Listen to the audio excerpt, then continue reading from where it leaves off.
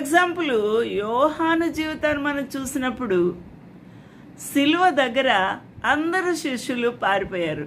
అవును కదండి, మొన్ననే అందరూ 40 దినాలు ధ్యానం చేశారు. కానీ శిష్యుడు యోహాను భక్తుడు అయితే సిలువ వద్దనే ఉన్నాడు. ఆ ప్రభు యొక్క ప్రియమైన తల్లి ఎంతో హృదయం పగలగొట్టుకున్న స్థితిలో ఉన్నప్పుడు పగిలిపోయిన తన హృదయంలో ఉన్న వేదనను ఆదరించడానికి ఎవ్వరు దొరకలేదు.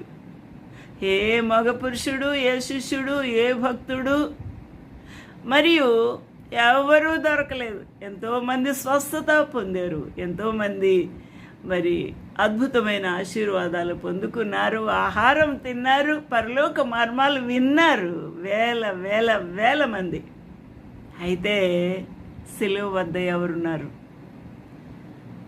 ఆ ప్రభువు యొక్క కోరిక తీర్చడానికి. ఆ కోరికే ఆఖరి కోరిక. ఆ ఆఖరి కోరికలో తన యొక్క బాధ్యతను విస్మరించకుండా బాధ్యతను నెరవేర్చే కోరిక. అబ్బాయి ఎంత బాగుందండి. నేనైతే అలాంటి స్థితిలో ఉన్నానా అని ప్రతి ఒక్కరము ప్రశ్న వేసుకోవాలి. ఎంత బాగుంది చూసారా? ప్రభు యొక్క దృష్టిలో మనము మన యొక్క జీవితంలో ఉన్న కోరికను నెరవేర్చడానికి నాకు ఎవరైనా కావాలి ప్రభు అని అడగాలి. నిజంగా యేసుక్రీస్తు ప్రభు సృష్టికర్తే అయ్యుండి ఈ లోకమునకు పరలోకం నుండి దిగి వచ్చిన వాడే అయి ఉండి హృదయం అంతా కూడా తెరుచుకొని గమనిస్తూ ఉన్నాడు. తన హృదయంలో నుంచి రాబోతున్న మాట కొరకు ఆఖరి క్షణంలో తన యొక్క కోరికను వెల్లడి చేయాలని ప్రయత్నం చేస్తూ ఉన్నాడు.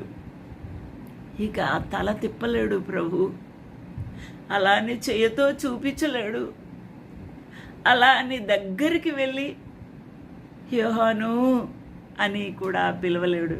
కానీ ఏమొచ్చింది తెలుసండి? కన్ను సైగతో నోరు తెరిచి,